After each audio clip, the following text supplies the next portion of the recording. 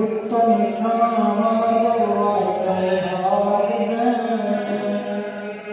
शक्ति शौच संयम कविता उपाय हाकिम चंद्रमचर धर्म रस सार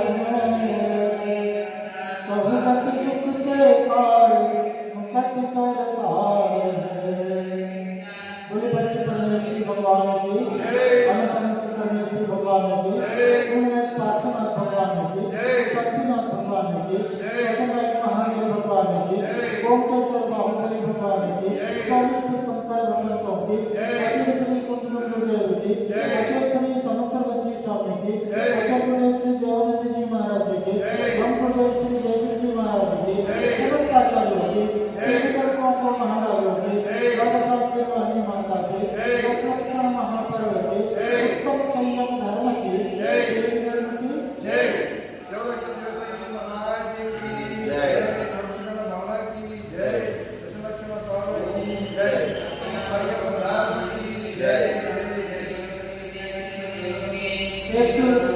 एक का बहुत प्रसिद्ध बगीचा था और उस बाग की प्रसिद्धि थी कि वहाँ पर ऐसा कोई भी वृक्ष नहीं था, ऐसा कोई भी फूल फल का पौधा नहीं था जो पाया नहीं जाता हो।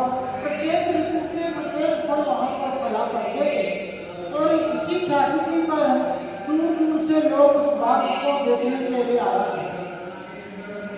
एक बार क्या हुआ, एक व्यक्ति उस बगीचे के मालिक के गेट पर जाता है, व्यक्ति गेट पर और बेल को बजाता है, उस गेट को उसका लड़का खोलता है। पूछता है अंकल बताओ क्या बात है। बोले पिताजी है कि हमारे? बोले पिताजी को नहीं है, बाहर कहीं काम से गए, आप मेरे को बताइए, जो होगा मैं करूँगा। बोले तुम्हारे लिए नहीं, पिताजी कहाँ है ये बात बताओ। बोले आप बोलो तो सही, मैं हर संभव प्रयास करूंगा आपकी पूर्ति करने की। तो वो बोला कि सुना है तुम्हारा बागीचा बहुत प्रसिद्ध है, तो मैं देखना चाहता हूँ। बोले वो तो मैं दिखा दूंगा आपको, आइए मेरे साथ में। और लेकर के आता है और बगीचे में घुमाता है उनको, प्रत्येक वृक्ष से परिचय कराता है।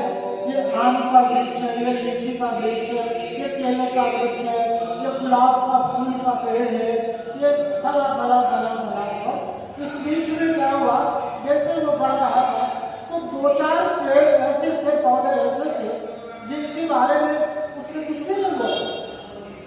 तो व्यक्ति पूछता है कि इन 4-5 पेड़ों को तुमने छोड़ दिया, उनके बारे में क्यों नहीं बताया, कुछ भी नहीं बताया तुमने।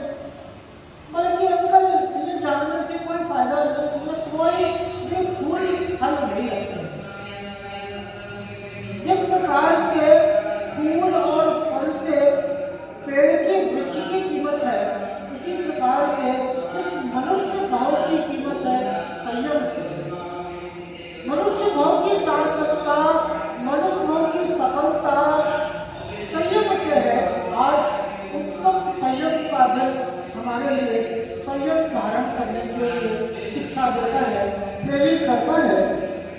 आचार्य संयम धर्म की परिभाषा देते हुए कहते हैं, वद समिति पालनाय दंडचाय जयना पर्यावरणस्य पुनः संयम दमो भवे। क्या है? वद समिति पालनाय, व्रतों का पालन। आज महाव्रत होते हैं, उत्कृष्ट प्रकार से, उत्तम प्रकार से संयम तो मुनियों का ही होता है, पर आंशिक रूप से एक गृहस्थ, एक धर्मी के जीवन में यह संयम धारण किया जा सकता है, उसे प्राप्त किया जा सकता है। उसकी प्रेरणा स्वरूप यह गाथा है कि वद समिति पालनाया, व्रतों का पालन करना, 5 महाव्रतों का पालन करना, 5 समिति का पालन, ईर्या समिति अर्थात 5 हाथ जमीन को शोध करके चलते हैं। इसे क्या कहते हैं? ईर्या समिति, जीवों को देख करके, जीवों का शोधन करके, मेरे माध्यम से किसी जीव की कहने से त्यागना न हो जाए, सावधानी है तो वह साधा साक्षात जमीन को छोड़ के चलना, इसे क्रिया समिति करना। अपने जीवन में भी गृहस्थ एक आंशिक रूप से व्रतों का पालन, समितियों का पालन कर सकता है। भाषा समिति प्रिय वचन बोलना, कटु शब्दों का प्रयोग नहीं करना, कम बोलना, ऐसा कहलाता है भाषा समिति कहलाता है। ऐसा समिति भोजन करने समय भक्त आदि का विकास और उसे शुद्ध भोजन को ग्रहण करना, जीव आदि का शोधन करके इस प्रकार से ऐसा समिति कहलाती है। और आदान निक्षेपण समिति उस वस्तु को उठाने करने के समय में जीव आदि को देख करके कृषि आदि से वस्त्र आदि से मांगन करके उस वस्तु को ग्रहण करना या उसको रखना, उसे कहते हैं आधार।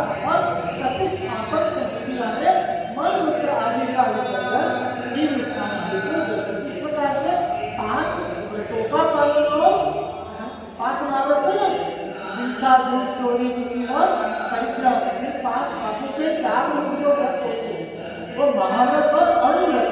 और ये 5 समिति का पालन, देशना समिति आदि 5 समिति और दंडोच्चारण यानी मन वचन कार्य की क्रिया को संयमित करना, उनका अवरोध करना, उनकी अनर्गल प्रवृत्ति को, पाप रूप प्रवृत्ति को, अशुभ रूप प्रवृत्ति को, मनोचार की प्रवृत्ति को रोकना, यह मनोचन काय का संयम है। और इंद्रियों जैसा अरे 5 इंद्रियों पर विजय प्राप्त करना, उन्हें जीतना, उन्हें नियंत्रित करना, यह संयम के अंतर्गत आता है। संयम की जब भी बात आती है तो एक सामान्य व्यक्ति क्या उसे बंधन सा महसूस है। संयम अर्थात बंधन। संयम, अरे संयम कौन नियम लेगा, कोई नियम में बंधना नहीं चाहता है। नियम से संयम में आए तो मतलब एक प्रकार का बंधन ऐसा मानता, लेकिन यह बंधन जरूर नजर आते हैं, लेकिन ये बंधन अपने हित के लिए है। इस प्रकार से एक कुशल किसान है, आपके यहाँ काली मिर्च की खेती होती है, काली मिर्च की, और काली मिर्च की बेल को किसान क्या करता है, अडिके सुपारी के वृक्ष तने पर उसे चढ़ाता है, उसे लपेटता है और जगह जगह पर क्या करता है, बांध देता है, धागे से उसे बांध देता है। तो उस धागे से उस बंधन का सपोर्ट उसे मिलता। आचार्य कहते हैं अनाश्रित लयता स्वयं वीर्य के लिए, जिस लता में आश्रय नहीं होता, जिस लता में जिसको किसी पेड़ से बांधा नहीं जाए तो वो लता क्या होगी, नष्ट हो जाएगी, लुप्त हो जाएगी। अगर काली मिर्च की लता को, बेल को अगर उस सुपारी अडिके आदि के वृक्ष से बांधा नहीं जाए तो वो बेल लता क्या होगी, नष्ट हो जाएगी। लेकिन वही बंधन, वो सहारा उसके लिए ऊंचाई का कारण बनता है, श्रेष्ठ उसकी जीवता का कारण बनता है। उसी बंधन के कारण वो फलती फूलती है और ऊंचाई को प्राप्त होती है। उसी प्रकार से ये संयम हमारे जीवन को श्रेष्ठता, हमारे जीवन को ऊंचाई प्राप्त करने के लिए है। इसलिए ये बंधन जरूर रहते हैं, लेकिन ये बंधन भी क्या है, हमारे हित के लिए, हमारे कल्याण के लिए है। 2 प्रकार का नियम है, 2 प्रकार का संयम, एक होता है यम और एक कहलाता है नियम। यम अर्थात जीवन पर्यंत उस वस्तु का, उस विषय भोग का त्याग करना यह यम कहलाता है। और किसी निश्चित काल पर्यंत उसका त्याग करना वो क्या कहलाता है, वह नियम कहलाता है। यम अर्थात जीवन पर्यंत और किसी निश्चित काल के लिए, 1 दिन, 2 दिन, 1 वर्ष, 2 महीना आदि एक काल की सीमा बांध करके त्याग होता है, अपने आप को अभ्यास होता है उसे नियम कहते हैं। यह नियम रूप संयम जीवन में आवश्यक है। जीवन की श्रेष्ठता के लिए, जीवन के हित के लिए इसे धारण करना चाहिए। जिस प्रकार से ब्रेक से नहीं गाड़ी, किसी गाड़ी में ब्रेक नहीं हो तो उस गाड़ी की क्या दशा होगी? हाथी को अगर अंकुश नहीं लगाया जाए तो हाथी क्या हो जाता है? अनियंत्रित। घोड़े को अगर लगाम नहीं लगाया जाए, ऊंट को लगाम नहीं लगाया जाए तो घोड़ा, ऊंट आदि, गाय भैंस आदि को लगाम लगाते हैं तो वो सब जिस प्रकार से अनियंत्रित होते हैं, उस प्रकार से संयम रूपी ब्रेक, संयम रूपी अंकुश लगाम जीवन में आवश्यक है। नहीं तो यह जो जीवन है यह संयम के अभाव में कैसा हो रहा है, बिना किसी दिशा के। एक घोड़ा गाड़ी होता है ना, तो घोड़ा गाड़ी को क्या कहते हैं? घोड़ा चलाता है। उसी प्रकार यह पांच इंद्रिय रूप घोड़े हमारे जीवन को बेतरतीबी भगाए, तब कहाँ जाकर के खुद जाए कोई भरोसा नहीं है। लेकिन अपने मन पर अगर नियंत्रण है, संयम रूपी लगाम में है, तो यह अपने जीवन को दिशा और दशा को प्रदान करती है। इस प्रकार से संयम के जीवन में आवश्यकता है। आइए पंडित जी के पंक्तियों के आधार से इस संयम धर्म को हम समझते हैं। क्या कहते हैं पंडित जी? आयो सयो प्रतिपाल पंचेंद्रिय मन वशे करो, संयम रतन समार विषय चोर बहु फिरत हैं। क्या कहते हैं? आयो सयो प्रतिपाल, छह कायों के जीवों की रक्षा हो। छह काय जीव, पृथ्वी काय, जल काय, अग्नि काय, वनस्पति काय और वायु काय, ये और त्रस काय। त्रस में सारे दो इंद्रिय, तीन इंद्रिय, चार इंद्रिय, पांच इंद्रिय, संगी पंचेंद्रिय, असंगी पंचेंद्रिय, ये त्रस काय जीव कहलाते हैं। छह काय के जीव, पृथ्वी काय जीव क्या होता है? अनावश्यक पृथ्वी को खोद, कई जगह आदत होती है लोगों की बैठे हैं और पृथ्वी को खोद रहे हैं। कहीं भी गड्ढा खोद दिया, पाँव से खोद दिया, चलते चलते वहाँ की मिट्टी निकाल रहे हैं। तो ये पृथ्वी का एक जीवित है, कोई कार्य है, कृषि आदि कोई कार्य है तो उसके लिए जमीन खोदे, कुआं बनाने के लिए जमीन खोदे, पेड़ पौधे लगाने के लिए जमीन खोदे, तो वो एक बात उत्पन्न है। लेकिन अनावश्यक जमीन खोदना, जल का जीवों की निराधना करना, नल बह रहा है तो बह चला जा रहा है, पानी को बाहर चले जा रहे हैं। अनावश्यक जहाँ पर आधे बाल्टी से काम चलता है वहाँ एक दो दो पाँच पाँच बाल्टी से लोग नहाते हैं। अब कोई हो रहा है जल का एक जीव का, तो जिसे इस बात की सावधानी है वो जल का अपने नहीं करता, पृथ्वी को अनावश्यक नहीं छोड़ता। वायु का जीव की निराधना होना, पंखा आदि चल रहा है तो चला छोड़ दिया, अग्नि का बिना मतलब की अग्नि को जलाना, या लाइट चल रही है तो जली छोड़ दी। इस प्रकार से छठ कायिक जीवों की आकृति का जल कायिक आदि जीवों की निराधना और कहते रहे कि तरस कायिक, कोई चींटी मच्छर आदि को जीव समझता ही नहीं। मेरे माध्यम से चींटी मच्छर आदि की हत्या हो गया, क्या लगाते हैं वो मॉस्किटो रेपेलेंट लगाते हैं, कोई बिट छिड़कते हैं, बहुत से ऐसे सावधान है। लेकिन वो भी जीव है और उनकी निराधना करना, उनकी हत्या करना, क्या करे? प्रगत युवाद प्राण हिंसा, छठ जीवों की हिंसा को रोकना और मेरे माध्यम से किसी के जीवों की प्राण का हनन हो जाए और हिंसा की श्रेणी में आता है। तो चींटी मच्छर आदि मर रहे हैं आपकी असावधानी के कारण, तो क्या हो रहा है वहां पर आपसे डरो। तो किस बात का फल या किसी भी कर्म का फल जीवन में जरूर आता है। आपके माध्यम से किसी जीव की निराकरण हुई है कि उसका प्रतिफल आपके जीवन में दुख रूप तकलीफ रूप कष्ट रूप अवश्य आएगा। तो क्या सच्चाई के जीवों की निराकरण नहीं करना, उनकी हिंसा नहीं करना। पंच इंद्रिय मन वश पांचों इंद्रिय रूपी जो कृष्णा है, जो उत्तर है, जो पांच इंद्रिय विषय को मन की जो प्रवृत्ति है उसका नियंत्रण पाना, उसे रोकना। पांच इंद्रिय स्पर्शन, स्पर्शन रसना ध्यान चक्षु और तो जैसा हमें स्पर्शन बहुत अच्छा लगता, कोमल कोमल वस्तु चाहिए स्पर्श करने के लिए,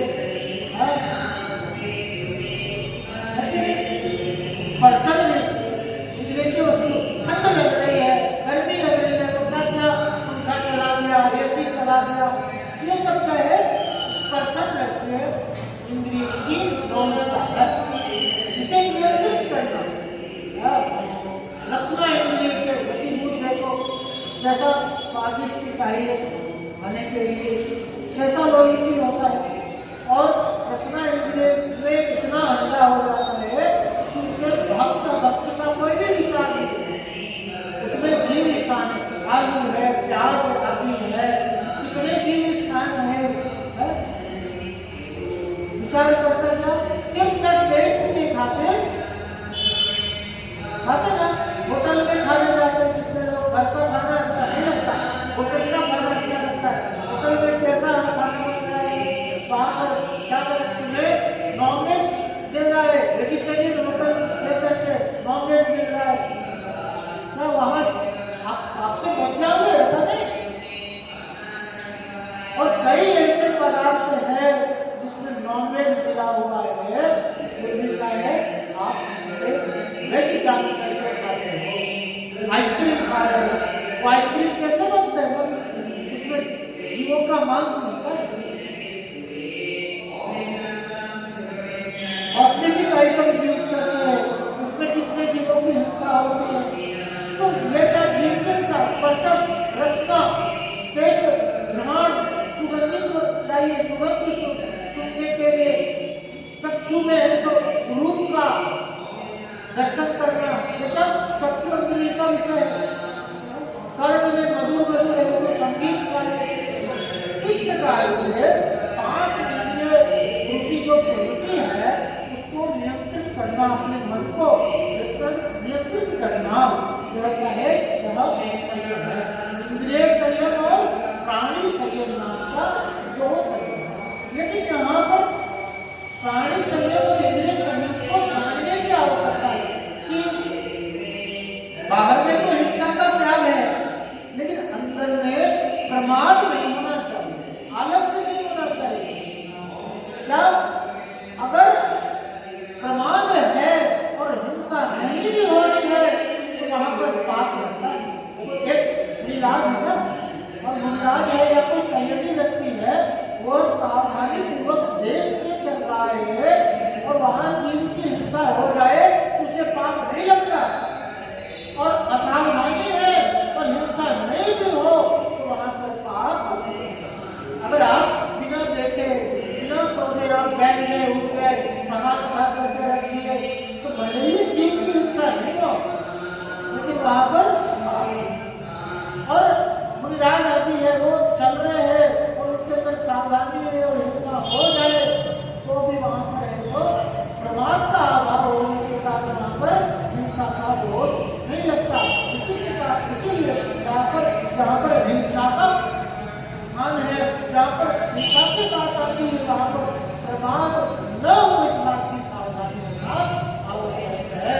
और यहाँ पर इंद्रिय संयम की बात है, वहां पर है ना आसक्ति का अभाव होना चाहिए कि बाहर में तो क्या किया, छोड़ दिया कि मेरा इस वस्तु का त्याग है, या मैं तो पंखा नहीं चलाता या इंटर नहीं चलाता, आदि आदि जो भी बात इंद्रिय के विषय है। अंदर में क्या लगा हुआ है, आसक्ति है, सामने वस्तु आई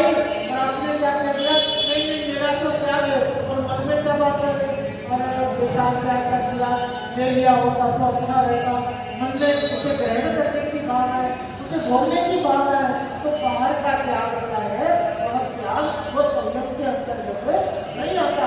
अंदर से आसक्ति का, अंदर से उसकी मौलिकता का त्याग होना चाहिए, इच्छा का त्याग होना चाहिए। तो वहाँ पर ये प्राणी संयम और इंद्रिय संयम वह अपने सही रूप को, अपने अर्थ को प्राप्त होता है। संयम रतन समान विषय चोर बहु तीरथ में। ये संयम को रत्न बोला है। संयम कैसा है? रत्न है, रत्न के समान उसकी कीमत है, उसका मूल्य है। जिस प्रकार से रत्न की सुरक्षा हम चोरों से करते हैं, कोई ठग है तो ये ना, कोई चोर है, कोई बेईमान है, तो आप अपने रत्न आदि की सुरक्षा करते हो। उसी प्रकार से विषय रूपी ठग, विषय भोग रूपी, पांचों इंद्रिय विषय रूपी ठग है, चोर है, ये आपको सदा आपके संयम से आपको भ्रष्ट करने के लिए, आपके संयम रूपी रत्न को छीनने के लिए तैयार रहते हैं। जरा सी आपकी भूल हुई, जरा से आप इनके वशीभूत हुए और आपका संयम रूपी रत्न आपसे छिन गया, नष्ट हो गया। इसलिए विषय चोरों से बहुत रक्षा करने की आवश्यकता है। एक बार क्या हुआ कि दो चींटियां थी। एक चींटी तो मिठाई की दुकान पर रहती थी और दूसरी चींटी नमक के गोदाम में रहती थी। ठीक है, तो एक नमक खाती, एक देखो बढ़िया बढ़िया मिठाई खाती। तो मिठाई वाली चींटी कहती है कि अरे तुम क्या खाना खाना नमक खाती होती हो, चलो अब मेरे साथ रहना तो हम दोनों मीठा मीठा वस्तु खाएंगे, बड़े आनंद से रहेंगे। तो उसकी बात उसकी समझ में आ गई। पहले तो वो छोड़ना नहीं चाहती थी, अरे मैं नमक की गली छोड़ दूँ, मैं अपना नमक का गोदाम छोड़ूँ। फिर बहुत समझाने के बाद समझ में आ गई और वो नमक वाली चींटी क्या करती है, उस शक्कर वाली चींटी के साथ, मिठाई वाली चींटी के साथ चल देती है। लेकिन क्या करती है, मुंह में एक नमक की गली उसमें लेके चलती है कि अरे वहां तो नहीं मिलेगा ये नमक, क्योंकि नमक के प्रति उसका लगाव था और वो मुंह में नमक की गली लेकर के और उसके साथ मिठाई के साथ चली जाती है। अब हुआ क्या कि उसके लिए स्वाद नहीं आ रहा मिठाई का। तो चींटी पूछी, मजा आ रहा है ना? मजा नहीं आ रहा, स्वाद नहीं आ रहा। कैसे स्वाद नहीं आ रहा है? तुम्हारा मुंह तो खुला हुआ है, दिखाओ। तो देखा तो तुमने नमक की गली थी और नमक की गली को जैसा ही करवाया तो उससे क्या हुआ, मिठाई का आनंद आया। उसी प्रकार से विषय वासना रूप नमक की गली अंदर में लिए रहेंगे तो आत्मा का जो विकास है, आत्मा का जो आनंद है, संयम का जो आनंद है, वो जीवन में नहीं आ सकेगा। इसलिए कह रहे हैं संयम रतन संभाल विषय चोर बहु तीरथ है। संयम रूपी रत्न की रक्षा विषय रूपी चोर से करो। उत्तम संयम गहु मन मेरे, भव भव के खाए रख तेरे। सुरग नरक सुगति में लाए, आय सहर करण सुख आए। उत्तम संयम गहु मन मेरे, उत्तम संयम मन में धारण करो, क्योंकि भव भव के खाए रख तेरे। उस जन्म में अगर संयम को धारण कर लिया तो तुम्हारे भाव भाव का पाप, भाव भाव का जो कष्ट है, भाव भाव की पीड़ा, भाव का दुख, ये संयम में ऐसा आनंद है कि भाव भाव के दुख को, भाव भाव की पीड़ा को वो नष्ट कर सकता है। सूरज नरक पशुपति में आए, पारस करण सुख पाए। स्वर्ग में है क्या ये संयम? स्वर्ग में भी नहीं है, नरक में तो है ही नहीं, और त्रियंच गति में भी वो उत्कृष्टता से संयम को पालन किया जा नहीं सकता। जो संयम मेरे कल्याण का कारण है, वो संयम में है, एक और एक मनुष्य भाव में भी है और दूसरे किसी गति में, किसी भाव में इस संयम की प्राप्ति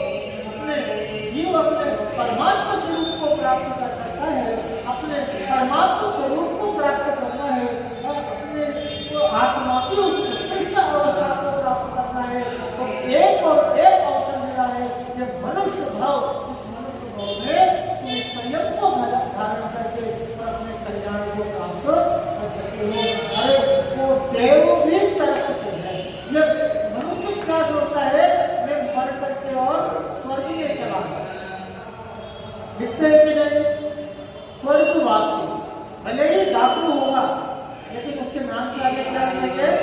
स्वर्गवासी। हर मनुष्य स्वर्ग में जाना चाहता है, लेकिन ध्यान रखना वह स्वर्ग के देव भी मनुष्य जन्म को पाने के लिए लालायित रहते हैं। आदिनाथ भगवान का प्रसंग है कि जब आदिनाथ भगवान का दीक्षा कल्याण का वक्त आया तो देव और मनुष्यों में क्या हो गया? उनके पालकी को उठाने के लिए तकरार हो गई कि कौन इस पालकी को उठाएगा। अब देवों का कहना था कि भैया भगवान का जन्म कल्याण हमने मनाया, और उनके देव आए भगवान का जन्म कल्याण मनाए, गर्भ कल्याण तुम्हारे पहले को मनाया देवों ने आकर के, फिर ऐसो जन्म कल्याण मनाया, सुबह पड़ोस में ले जाकर के इंद्र आदि देवों ने भगवान का अभिषेक आदि किया, तो ये जन्म कल्याण आदि मनाया। अब जब है तो दीक्षा कल्याण की बात आ रही है, सब कल्याण की बात आ रही है, तो पालकी उठाने में अवसर हमें मिलना चाहिए। अब जब मनुष्यों को कुछ समझ में नहीं आया तो उन्होंने क्या कहा? मनुष्य क्या कहते हैं कि ठीक है, इस पालकी को उठाओ, और इस पालकी को वही उठाएगा जो भगवान के समान संयम को जीवन में रहा है, जो दीक्षा लेने के लिए, जो इस सत्य मार्ग पर चलने के लिए सामर्थ्य है, वही इस पालकी को उठाएगा। अरे इंद्र जैसे बड़े बड़े देव भी क्या वहां पर समर्पित हो गए? देव मनुष्यों, तुम मेरा सारा वैभव सब कुछ ले लो, लेकिन हमें एक पल के लिए ये तुम्हारा मनुष्य भाव देखो। ऐसे इस मनुष्य भाव की महत्ता है, इसलिए हमें संयम को जरूर धारण करना चाहिए। कीजिए शक्ति प्रमाण, शक्ति विनाश करना है। जितना शक्ति आपको में जितना सामर्थ्य है, संयम को जीवन में जरूर धारण करो, क्योंकि क्या है सबसे बड़ी जहाँ कमजोरी होती है वो कमजोरी और नहीं है, तो हम मन की कमजोरी है। अगर तुमने मन में ठान लिया ना तो तुम्हारे लिए कोई भी संयम, कोई भी नियम बड़ा नहीं है। संकल्प की शक्ति में बहुत सामर्थ्य है कि बड़े से बड़ा लक्ष्य उस संकल्प की शक्ति के आधार पर प्राप्त किया जाता है। आज तक मनुष्य ने जितने लक्ष्यों को प्राप्त किया है वह संकल्प की शक्ति अपने मन को नियंत्रित करके पाया है, जिसका कहते ना मनोविजेता जगतों विजेता, जिसने अपने मन को जीत लिया। ये 5 इंद्रियों को बड़ी चीज नहीं है, इनका राजा है मन, और जिसने मन को जीत लिया उसने विश्व को, जगत को जीत लिया। ऐसा कहा है कि घुटनों के चलते चलते, घुटनों के बल चलते चलते पाँव खड़े हो जाते हैं, घुटनों के बल चलते चलते पाँव खड़े हो जाते हैं।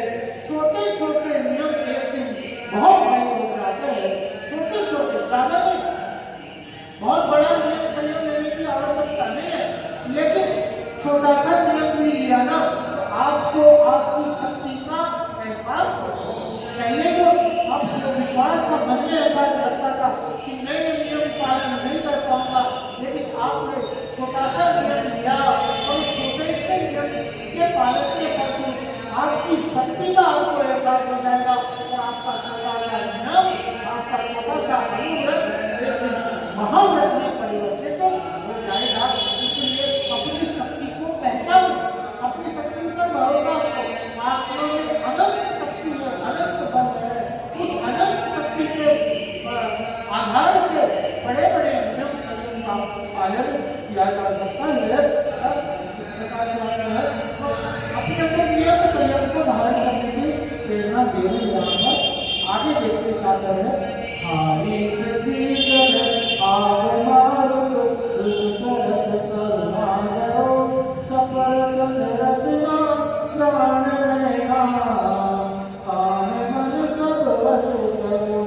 जिस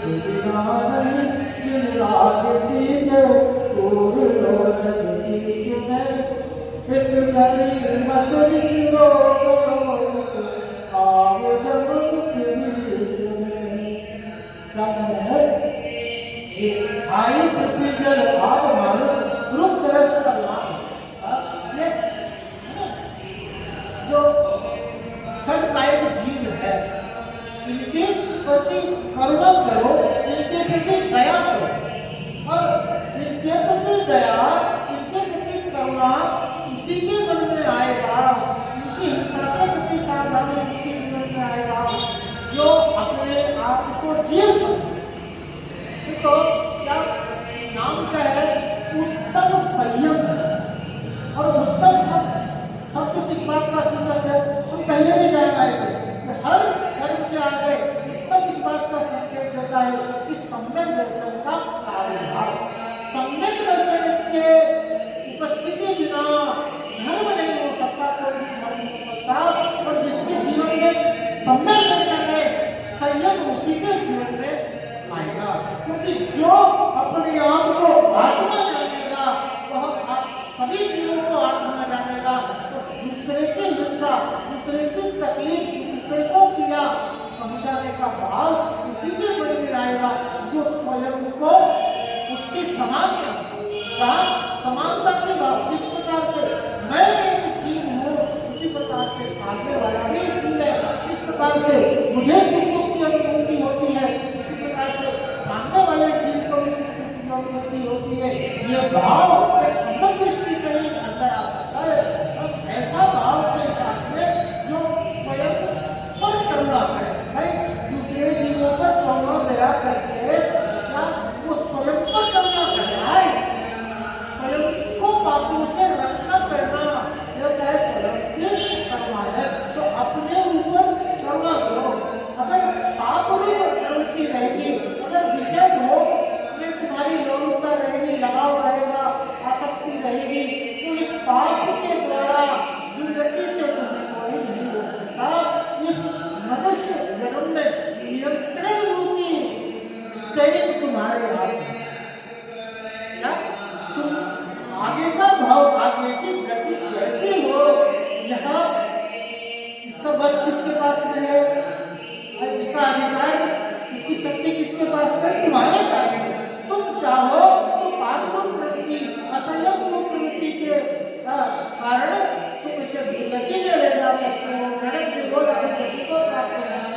वही अपने अंदर नियंत्रण को ला करके अपने आप को संयमित करके अनुशासित करके तुम क्या कर सकते हो, अपने लिए सदगति को प्राप्त कर सकते हो। आचार्य पूज्य बात स्वामी कहते हैं वरम बदले परम देव नाम बदले परमात्मा छाया दास भगवत देव प्रतिपाल्य तो क्या करे वरम बदले परम देव नाम बदले नाम कि व्रतों के संयम के प्रादुर्भाव से, संयम के कारण स्वर्ग को प्राप्त करना श्रेष्ठ है।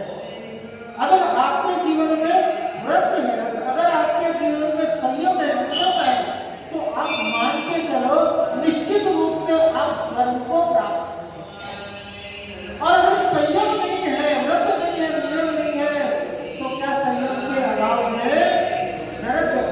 आचार्य कहते हैं कि संयम को धारण करके स्वर्ग में जाना श्रेष्ठ है, क्योंकि संयम के अभाव में नरक को प्राप्त को।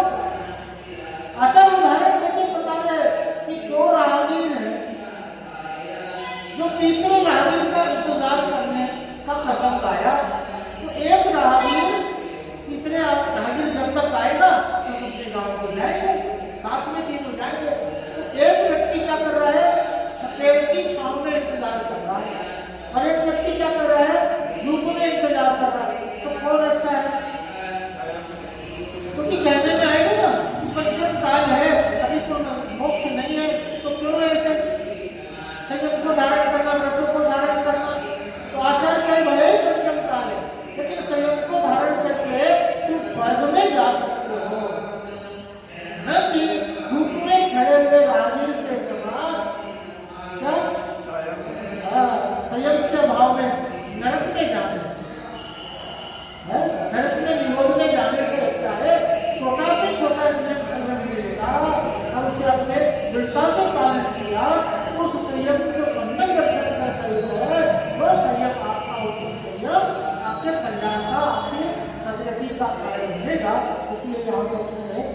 संयम को जरूर धारण करो।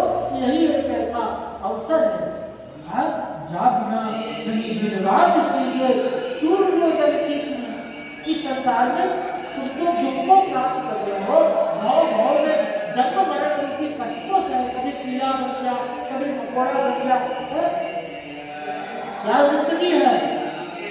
अपन देखते हैं कितना कष्ट सहते हैं, कितना लोगों को, चाहे मनुष्य हो, चारों गति में कौन सी गति ऐसी है जहाँ पर तुम्हें सुख नजर आता है। चारों गति के प्राणी दुखी है, दुख तो सह है, और इस दुख से अगर मुक्ति को पा रहे हैं तो तुम्हारे लिए यही एक ऐसा अवसर मिला है।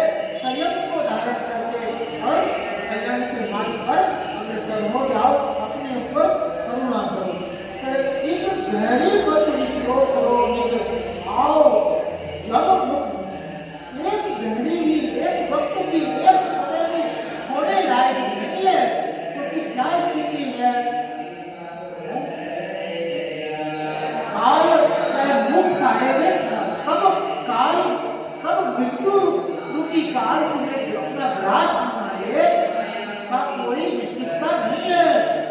अगले पर क्या दशा होगी इसका कोई निश्चय नहीं है।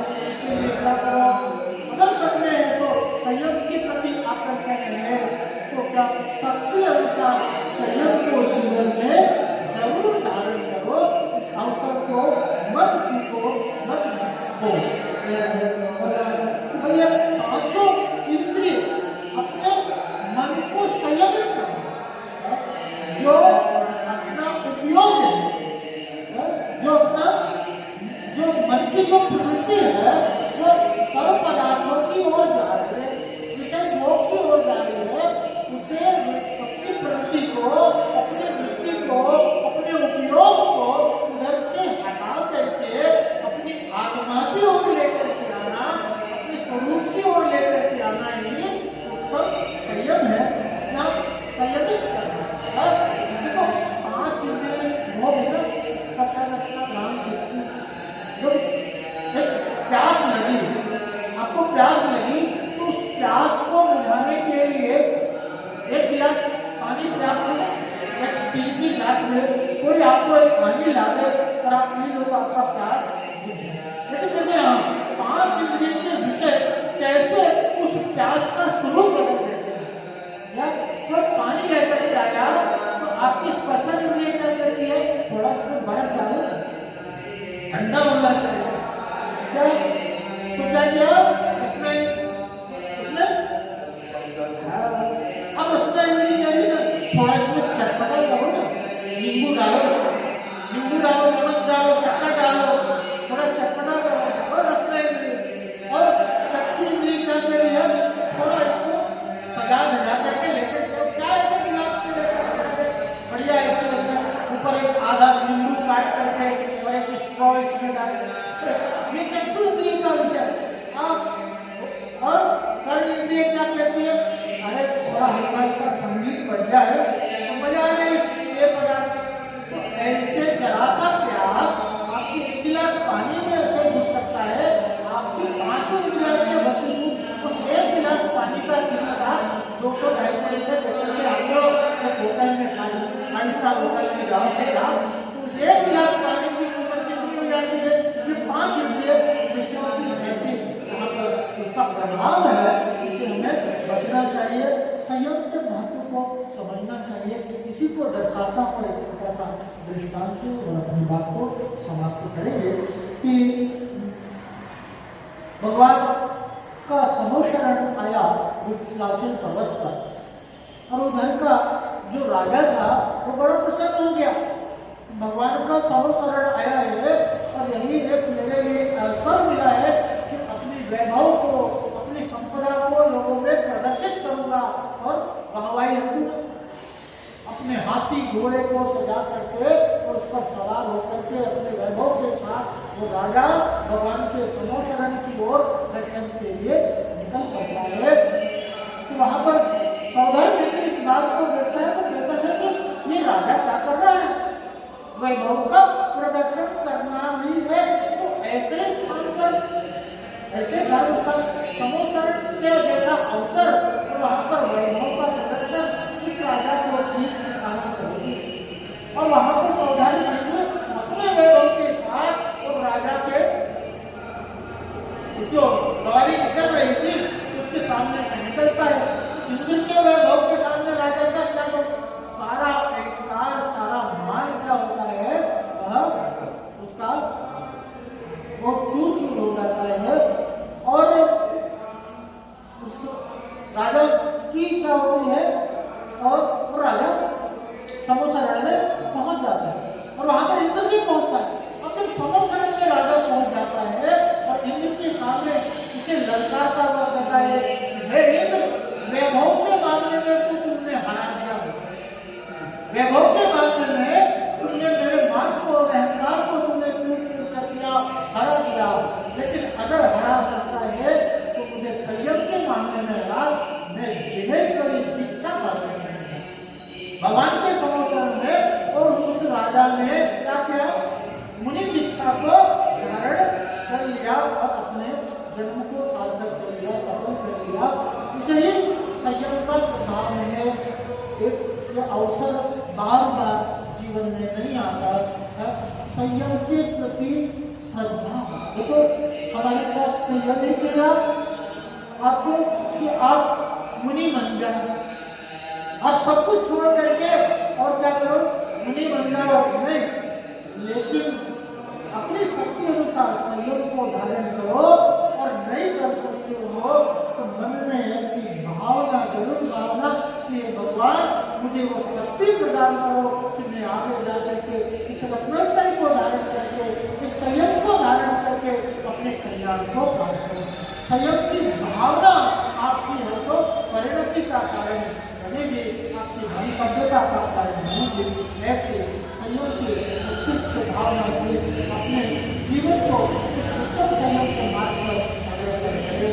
सभी का जीवन धर्ममय हो, सभी का हित हो, सभी का कल्याण हो। इसी मंगल भावना से आज तक बड़े परमेश्वरी भगवान जी, से परमेश्वरी भगवान जी, पार्श्वनाथ भगवान जी, शांतिनाथ भगवान जी, सत्यनारायण महादेव भगवान जी, ओमकेश्वर बाहुबली भगवान जी, 24 के कक्षा भगवान जी, अजय श्री कुलदेव जी, अजय श्री समुद्रमती स्वामी जी, अजय श्री देवजी महाराज जी, नमदेव श्री जयदेव जी महाराज जी, समस्त आचार्यों की, तीर्थम मोहन महाराज की, सर्वसामान्य माता की, दशलक्षण महापर्व की, उत्तम संयम धर्म की